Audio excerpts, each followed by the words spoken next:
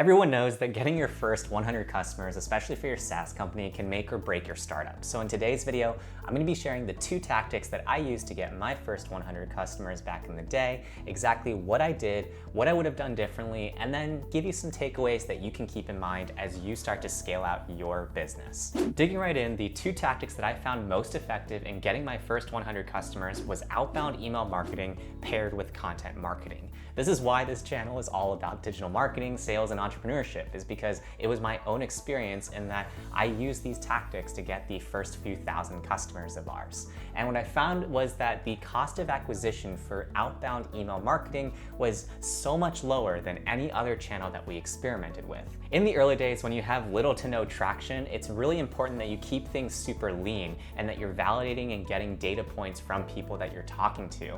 And the best way that we found to do that was simply by emailing a lot of people and pitching them. So if you want to follow along with me real quick, essentially what the flywheel on the outbound email marketing side of things looked like was every single week my team of Upworkers would essentially dig through a couple hundred contacts, and then from there we would start feeding those contacts into 3 to 5 stage email campaigns that would share more about us as well as share helpful content. And that leads me to the second tactic, which is content marketing, which I'll dig into in a little bit. But essentially from there would be a certain percentage of people that would get interested in learning more with us, and then we'd hop on calls with those people and then start to put them into our CRM and our prospecting pipeline for potential business. This system at that time was super simple. It was built on Basecamp CRM, which I don't even know if it still exists today, but essentially anytime anybody was interested, we would create them as an opportunity in our CRM as a potential lead, and then continue to keep nurturing those individuals throughout our pipeline. On the other side of things, what we were doing is we were building out a lot of content marketing. So we didn't have a ton of money to our company at that point in time. And so what we found was that one of the cheapest ways that we could get people's attention was by creating really great informational content around different things that they might be interested in. In other words, if we created helpful guides and resources for our prospects, then they would eventually get interested in learning more about what we did as a business. So the tactic that we deployed in our first few years is we would create these ultimate lists of tips around these different things that our prospects cared about. And then in our actual outbound email campaigns, we would share those content marketing pieces to help build up the authority and trust level of the prospect towards our business. And then naturally over time, as we began to get more and more recognized for the quality of our tips, it would lead more people into our funnel, in addition to people being generally more aware of us when we actually outbound prospected them. So by combining these 2 channels, we found it to be super effective in terms of getting our first 100 customers. It certainly wasn't easy, and it required a lot more contact points than actually the 100 customers we actually got. It probably took us several thousand people to reach out to, but it was one of the most cost-effective ways for us to do so at those early days when we were super lean as a company. Now, thinking about your case and helping you get your first 100 customers, here's what I would do differently if I were to apply these same 2 core tactics. The first thing I'd do is I would check out a site like BuiltWith. And the reason why is because BuiltWith tells you what websites are built with, and it'll give you some insight into potential sites of your competitors and the customers of your competitors. So in this situation, for example, if you were building a competing CRM to Pipedrive, you might search Pipedrive into BuiltWith. And then from there, what you could do is you could take a look at the different websites that are using Pipedrive for their CRM. These are all potentially companies that essentially are potentially using a Pipedrive, or very likely to be using Pipedrive for their company. And so what you could do is you could then hire a set of scrapers on Upwork to find public information about these contacts at these companies and then prospect them in through outbound email. By taking this sort of hyper-focused approach, as opposed to the approach that we used, which was pretty much just a very bulk, wide net approach, you could hyper-personalize your campaigns. If you've been watching my videos for a while, you know the importance of hyper-personalizing your campaigns, especially in today's day and age. Hyper-personalization is the way that you stand out, especially when you're going to use cold email as a business development strategy.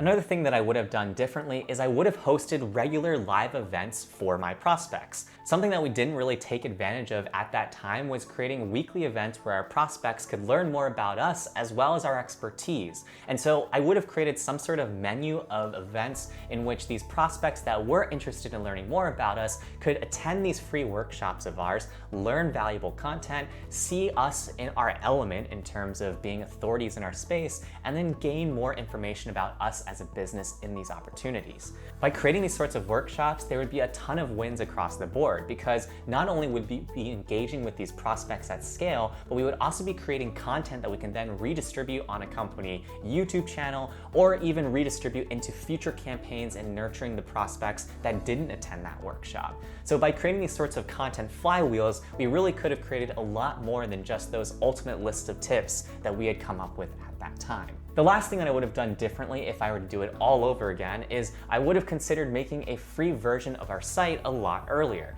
At that point in time, the industry that we were in was very much focused on freemium products, and we didn't have a true freemium offering. A great freemium offering is something in which you are a free user, but you're compelled to want to upgrade because it directly ties to your increased usage of the site, in which as you become an intermediate or advanced user, you want to upgrade naturally. And that's something that our site didn't really have. We had a general free and paid version, but it wasn't a true freemium experience. And so it became really difficult to acquire new users because the free version was so limiting that it didn't actually compel people to want to pay for the product. And as a result, we would have a ton of prospects that would just fall off at the top half of the funnel because they didn't really want to learn all that much more about what we had behind the paywall. So whether you're building your own side hustle or a company, these are things to think about. You want to think about exactly how you can entice people and give them value up front in a disproportionate manner so that they get so interested in what you have to say that they'll then want to hear your pitch. And it's by naturally sparking this sort of curiosity with folks that you will then be able to really get those first 100 customers. Thinking about what you should take away from my experience, the first thing that I'd say is make sure that you're shooting your shot. The first thing that you'll notice from the two methods that I used here is that every single week I was making sure that I was talking to new people, especially in those early days when you have no other logos to really advertise. It's all about increasing the number of touch points and feedback loops that you can get from prospective customers. Because even if you don't resonate with your first 1,000 prospects that you pitch, the next 1,000 are going to be even closer to be getting sold because of all that feedback that you adapted your offering to from the first 1,000 that talked to you. The second thing that I tell you to take away from my experience is to make sure that you get your flywheels in motion. Once we had our outbound email flow in motion, it was just a matter of hiring up more Upworkers to get us more contacts and then continue to send out more emails. And then on the other side of things with content marketing, it was just all about getting a few core writers in place to create valuable content and then start to spin up other topics that people would be interested in. Once we got that momentum in place, it really became the foundation to a lot of our sales approach, from not only going from 0 to 100, but also from 100 to 1,000 customers. And then the third takeaway that I'd share with you from my experience is to make sure that you keep testing your messaging.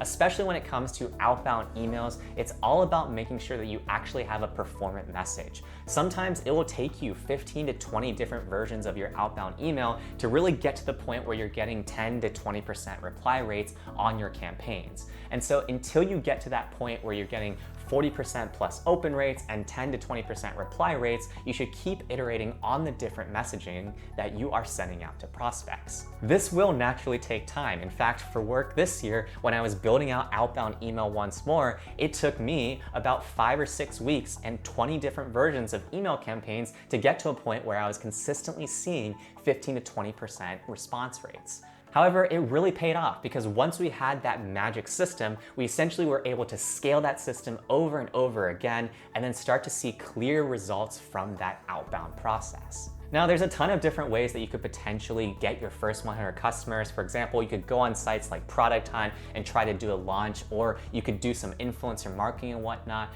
But I truly believe that in the earliest of days, it is best to just outbound people in terms of getting that initial interest. The reason why is because these are the people that are going to be the cold audiences that you're going to need to get used to pitching anyways, as opposed to the case where potentially you go through a Product Hunt and people that are on Product Hunt are a little bit more interested in trying new things than just cold traffic.